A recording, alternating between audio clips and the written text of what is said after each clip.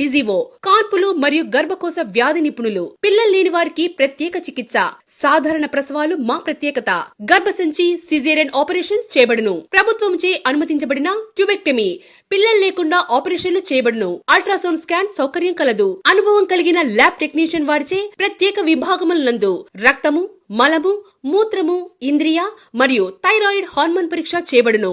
అనుభవజ్ఞులైన nursing staff మా ప్రత్యేకత.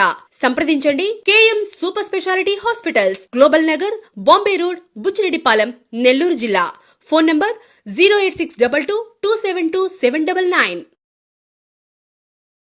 ఇక్కడ మీ మీడియా మిత్రులు పిలిచారు, ఎలక్షన్ ఎలాగుందని. నేను క్యాండిడేట్ని. ఇక్కడ 235 బూత్ లో మా ఫాదరు, నా బ్రదరు, నా సిస్టరు, 22 మంది ఫ్యామిలీ మెంబర్ రిలేటివ్స్ ఓట్లు వేశారు.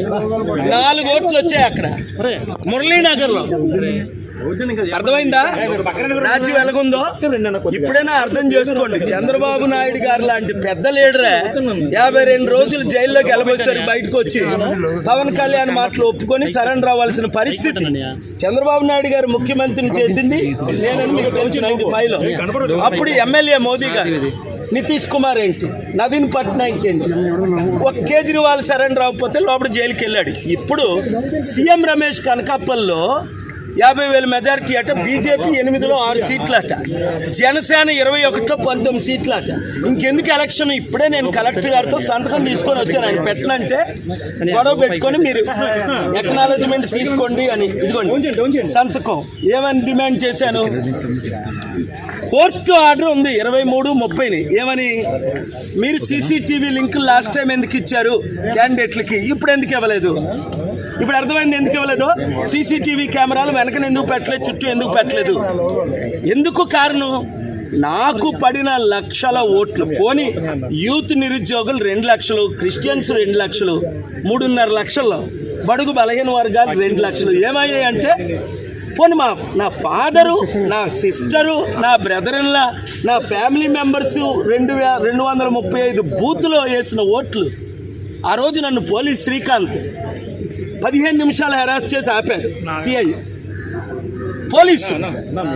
ఇంత దరిద్రం ఎలక్షన్స్ ఇంకనవసరం. చైనా లాగే, రష్యా లాగే మోదీ గారు టోటల్గా ఆయనే లైఫ్ లాంగ్ డిక్లేర్ చేసుకోవడం బెటర్. ప్రైమ్ మినిస్టర్గా, ప్రెసిడెంట్గా ఇంక ఎలక్షన్స్ అని పాటించని అవసరం లేదు. ఆర్ఓ గారు సంతకం పెట్టారు, గాజువాక ఆర్ఓ గారు సంతకం పెట్టారు. నేనేం కోరాను? బూత్లో ఒక్కొక్క దగ్గర ఓటే పడలేదు నాకు. అది కూడా గాజువాక స్టీల్ ప్లాంట్ అమ్మకాన్ని ఆపారు. 2,34,000 మేము లీడ్లో ఉన్నామని ఈవెన్ ఆఫీసర్స్ కూడా చెప్పారు. అక్కడ 1, 2, 3, 8 ప్లేసుల్లో 0. ఆ కాంగ్రెస్ క్యాండిడేట్ ఆశ్చర్యపోతున్నాడు, సార్ మీకేంటి ఎలగోట్లు వస్తున్నాయని. ఎందుకంటే మీరే లీడ్లో ఉన్నారు, మీకు భరత్కే ఫైటు, టీడీపీకి వైసీపీ పక్కన పెట్టిందని. అలాంటిది ఇంక ఎలక్షన్స్ ఎందుకు? అందుకనే బాయ్కట్ చేసాం, బయటకు వచ్చాం, కౌంటింగ్ ఆపమన్నాను, పోలింగ్ రీపోలింగ్ పెట్టమన్నాను. Honourable high court already case pending ఉంది, June 6 హియరింగ్. అక్కడ నేను ఫ్యాక్ట్స్ ప్రజెంట్ చేస్తాను. వెబ్ లింక్ ఎందుకు ఇవ్వలేదు? మాకు తెలిసిపోద్దని. మొత్తం ఈవీఎంస్ రిప్లేస్ అయ్యాయి, చైనా రష్యన్ చిప్ ఉందని. ఇక్కడ పెద్ద క్యాండిడేట్ ఎవరైతే లీడ్లో ఉన్నారో ఆయన నెంబర్ 2 చెప్పారు, పేరు చెప్పను. కానీ ఇప్పుడు ఇంకెందుకు ఎలక్షన్స్? అయితే మోదీకి సరెండర్ అయితే, నేను మొన్నే చెప్పాను కదా, 300తో మళ్ళీ మోదీ ప్రైమ్ మినిస్టర్ అవుతారు. ఎలాగవుతారో చెప్తానన్నాను. 200 అరౌండ్ ఇండియా వస్తుందని నేను చెప్పినట్టే జరుగుతున్నాయి. ఇక్కడ కూటమికి మాత్రం ఇంత ఘోరంగా ఓట్లు ఏం చేసుకుంటారు, ఈవీఎం రిప్లేస్ చేస్తారని ఊహించలేదు. మునుగోడులాగా మాకు ఇక్కడ ఓట్లు. నేను పుట్టినూరు, పెరుగునూరు, 1000 కోట్లు